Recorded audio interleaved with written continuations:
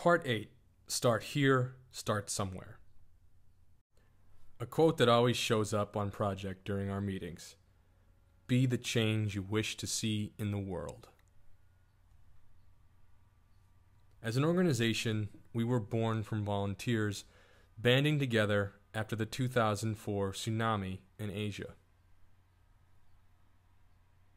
Staying true to our roots, we have been vocal about and proven the utilization of spontaneous, unaffiliated volunteers, like the ones that showed up in 2004. We've proven them to be effective. Maybe, hopefully, in some small way, we have helped promote the value of volunteers that just show up. And it's with that same spirit that we start here, we start somewhere. We try to add value to the disaster relief, response, and recovery community.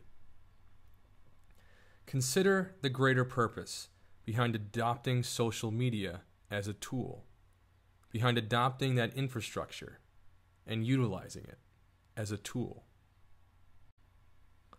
If we can empower and build our internal capacity, maybe we can engage others in exploring these concepts and practices within their organizations. Maybe we can link them.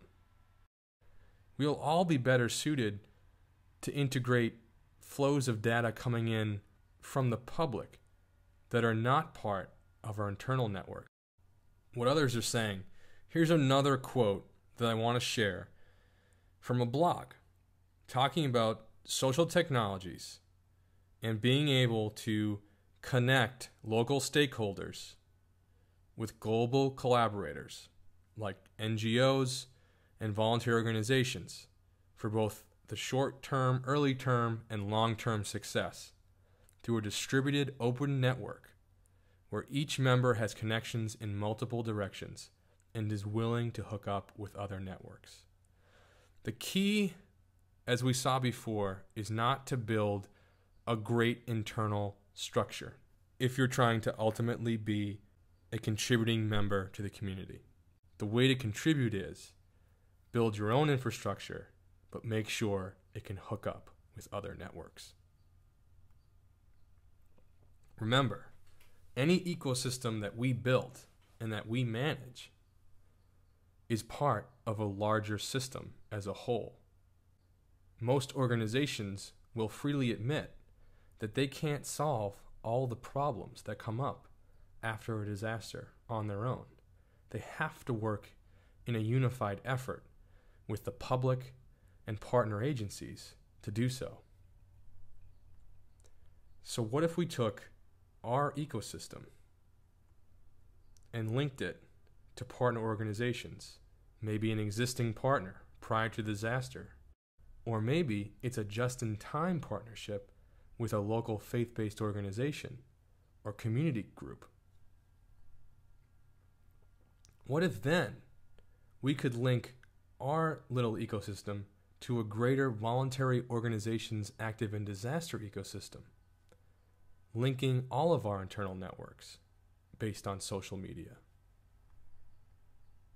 Even then, the VOED ecosystem is part of a larger network, is part of a larger system. So if we could figure out how to connect VOEDs in a meaningful way, we could then figure out how to coordinate communications with other players within the larger system. The local effort, the local and regional and national and global business community, NGOs, the official emergency management functions. All of this is possible. The affected community is going to be tweeting. They're going to be texting. They're going to be using social media.